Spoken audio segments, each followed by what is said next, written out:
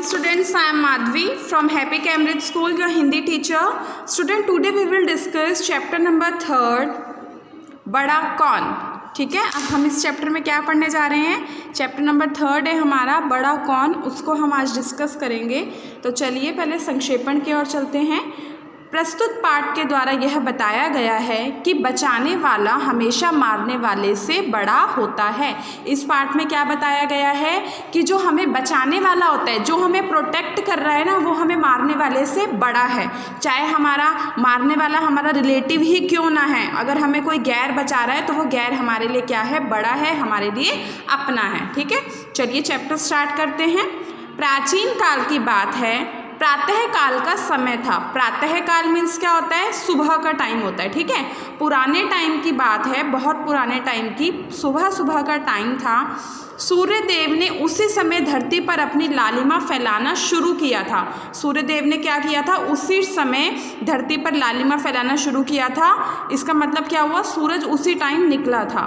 ताज़ा और ठंडी हवा बह रही थी. पक्षी चहचहा रहे थे. क्या हो रही थी, ताज़ी और ठंडी हवा बह रही थी और पक्षी क्या कर रहे थे, चहचहा रहे थे. राजकुमार सिद्धार्थ भी राजमहल के बाहर बगिया में टहल रहे थे.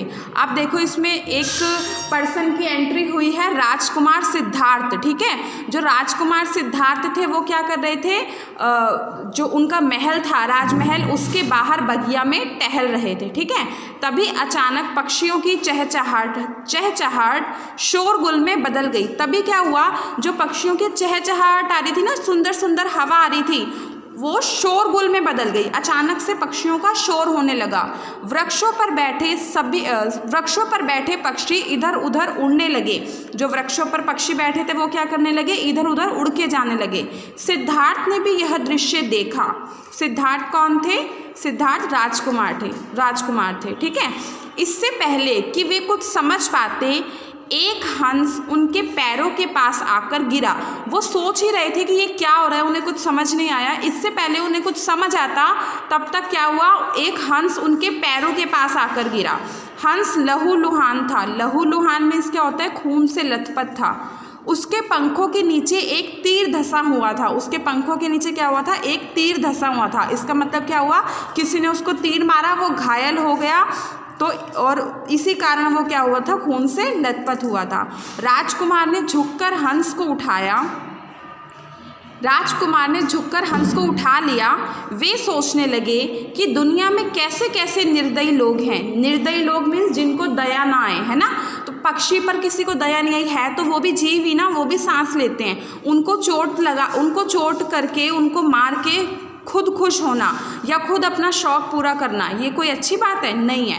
तो राजकुमार ने क्या बोला, कैसे कैसे लोग हैं, इनको दया भी नहीं आती, निर्दयी लोग हैं. क्या निर्दोष पक्षियों को मारने में भी भला कभी आनंद मिल सकता है. राजकुमार ने क्या बोला कि क्या कभी निर्दोष पक्षियों को मारने में भी आनंद मिल सकता है. उन्होंने हंस के शरीर में चुभा तीर धीरे से खींचकर निकाला. उन्होंने क्या किया, हंस के शरीर में जो तीर चुभा था वो क्या किया, धीरे से बाहर निकाला. अपने एक सेवक से पानी व मरहम मंगवाया. अपने एक सेवक को उन्होंने क्या बोला कि जल्दी से पानी लाओ और मरहम लाओ. मरहम मीन्स क्या होता है, जो चोट पे लगाया जाता है ना, वो. उन्होंने उसके घाव को धोकर उस पर मरहम लगाया तथा पट्टी बांधी. उन्होंने क्या किया, सिद्धार्थ ने उसके घाव को धोया, खून वगैरह सारा साफ किया और उसकी जो चोट थी उस पर क्या लगाई, मरहम लगाई और पट्टी बांधी. इससे हंस की पीड़ा कम हुई. इससे जो उसकी पीड़ा थी वो क्या हो गई, थोड़ी सी कम हो गई, उसे थोड़ा सा आराम मिला.